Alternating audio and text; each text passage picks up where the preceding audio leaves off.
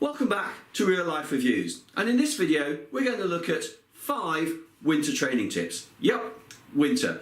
Here in the Northern Hemisphere it's getting colder, the days are getting shorter, well, daylight is getting shorter anyway, and let's face it, we all need a little bit of reinvigoration, some fresh motivation, a little bit of variety to get us out there and training.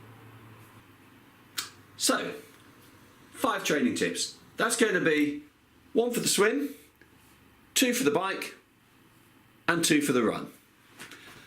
So, number 1, in the swim, swim a competition.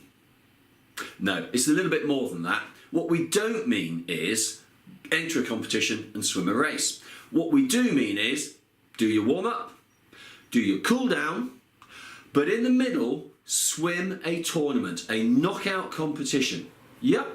So, get yourself a little sheet, there we go, of a knockout competition. You can use some laminated A4, a piece of plastic sheet, a diver's slate that you can write on, anything like that, but create a knockout competition.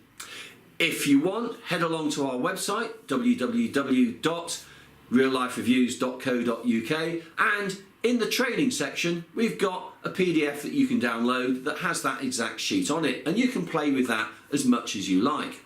But the point being, pick your favourite sport outside of swimming or triathlon, put in the teams, soccer, rugby, cricket, it doesn't really matter what the sport is, but put in the teams and swim against each other. Yeah, so if you're working on speed, swim 50 metres. Swim the first length, time it, swim the second, time it, and the winning team is clearly the one that's quickest. Put them through into the next round. There are endless variations you can do on this, starting with the number of teams you start with. A bigger session, maybe start with 16 teams. Knock down 16, 8, 4, 2 to get a winner. You can change the distances. So if you're working for speed, yeah, 50 metres.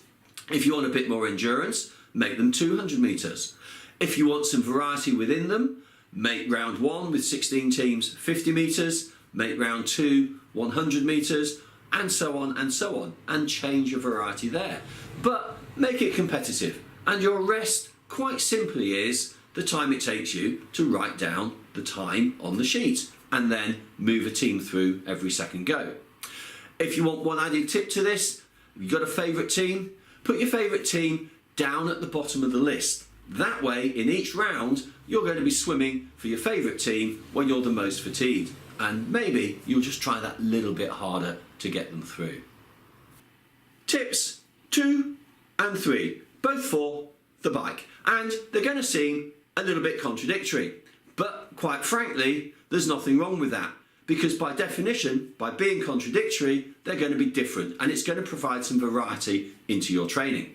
So, tip number 2, buy yourself some cheap but decent winter wheels, because let's face it, nothing beats simply getting out on the road in the fresh air riding your bike. It's what it's made for. Pop along to our review on the Shimano RS11 if you want to see what we think are a really good set of winter wheels. But what we don't want to be doing in winter is ruining carbon brake tracks and any other posh components that we spend a lot of money on. So buy some cheap but decent winter wheels and get out there on the bike. Number 3, buy yourself a decent interactive trainer.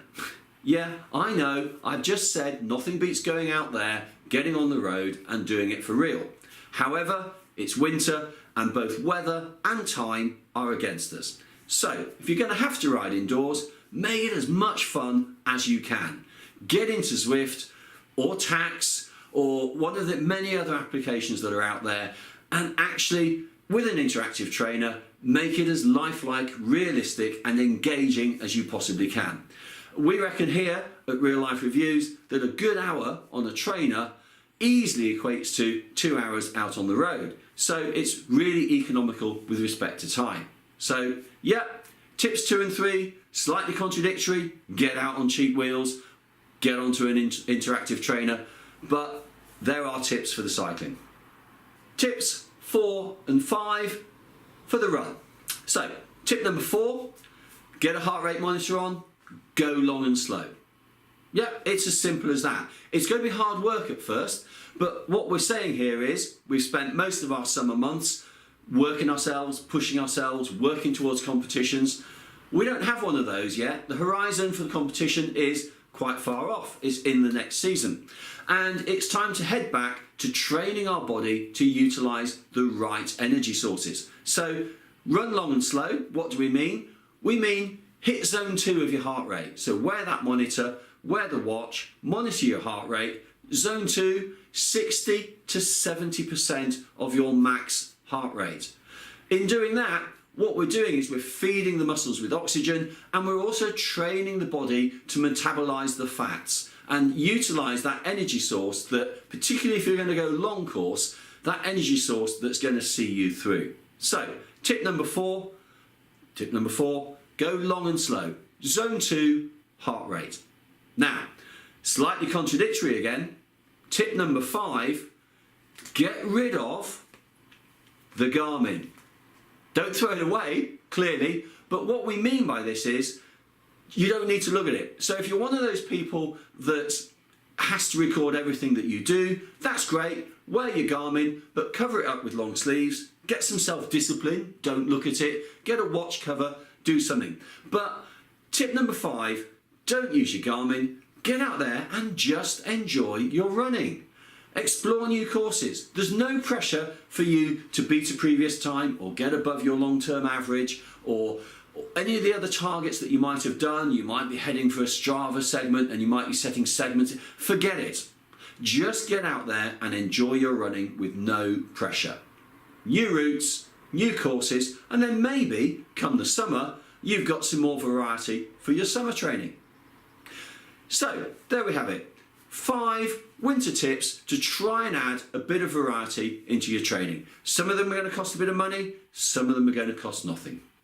If you've liked the video, please give it a thumbs up, and if you haven't done so already, do subscribe to the channel. You can also nip across to the website www.reallifereviews.co.uk, and this video is reproduced in Word form in the training section on the website. And don't forget, we've also got the download of the competition sheet that you're most welcome to use. Thank you for watching and enjoy your winter training.